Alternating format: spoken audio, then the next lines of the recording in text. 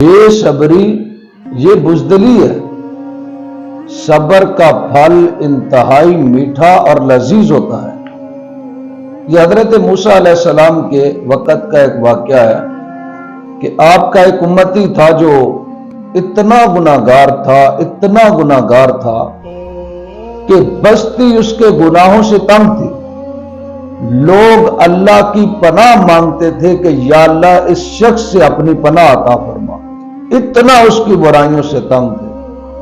لیکن آپ صبر کا اجر دیکھیے، اب کیا ہوا کہ اللہ نے حضرت موسیٰ علیہ السلام کی طرف وحی نازل کی کہ آپ جائیں اور اس شخص کو کہیں کہ بستی سے باہر نکل جائے، میں اس پہ اتنا ناراض ہوں کہ جب میرا غضب اس پر نازل ہوگا، میرا عذاب اس پر نازل ہوگا تو ہو سکتا ہے بستی والے بھی نہ بچیں۔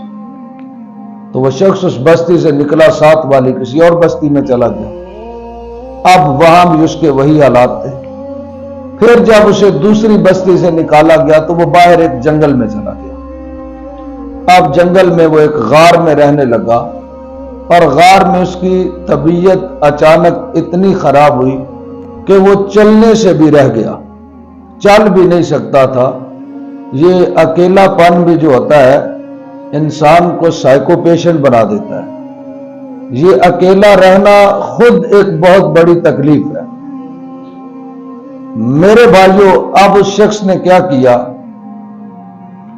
کہ وہ اللہ کی بارگاہ میں بیٹھا اور کہنے لگا کہ یا اللہ، تو نے مجھے میرے والدین سے دور کیا، مجھے میری بیوی سے دور کیا، مجھے میرے بچوں سے دور کیا، پر اب اپنی رحمت سے مجھے دور نہ کرنا۔ یا اللہ، میں تیری رحمت کا طلبگار ہوں۔ یہ کہتے ہوئے ساتھ ہی اس کے ذہن میں خیال آیا اور وہ زبان سے بول اٹھا کہ اے کاش آج میرا باپ میرے ساتھ ہوتا، وہ میری نگہداشت کرتا، وہ میری ضروریات پوری کرتا۔ آج کاش میری ماں ہوتی جسے میری فکر ہوتی، میری بیوی ہوتی جو میرے کام کر دیتی، میرے بچے ہوتے جو میری جدائی میں رو رہے ہوتے، لیکن یہاں مر جاؤں گا، لاش بھی پڑی رہے گی۔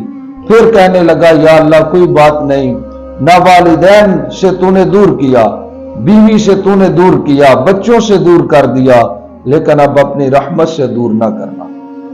اب جب وہ اس پہ صبر کر گیا اکیلے پن پہ، وہ اللہ کی بارگاہ میں جو ہی اس نے گزارش کی تو اللہ نے ایک فرشتے کو حکم ارشاد فرمایا کہ اس کے باپ کی شکل اختیار کرو اور اس کے پاس چلے جاؤ۔ حوروں کو حکم دیا کہ ایک حور اس کی ماں کی شکل میں چلی جائے اور ایک حور اس کی بیوی کی شکل میں چلی جائے۔ اس کے بعد غلمان جنت کو حکم دیا کہ اس کے بچوں کی صورت میں اس کے پاس چلے جاؤ۔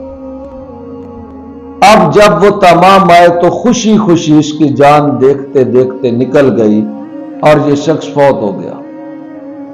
اب کیا کیا اس نے صبر، گناہگار اتنا تھا کہ لوگ اس سے پناہ مانگتے تھے، جبکہ اللہ اس کے لیے فرشتوں کو، حوروں کو زمین پہ بھیج رہا ہے، اور صرف اتنا ہی نہیں کہ غلمان جنت اس کے بچوں کی شکل میں آ گئے، نہیں، اللہ نے حضرت موسیٰ علیہ السلام کو وحی نازل فرمائی کہ فلاں غار میں میرا ایک دوست ہے، جا کے اسے وہاں سے اٹھاؤ، وہ فوت ہو گیا، اس کا جنازہ پڑھا کے اسے دفن کر دو۔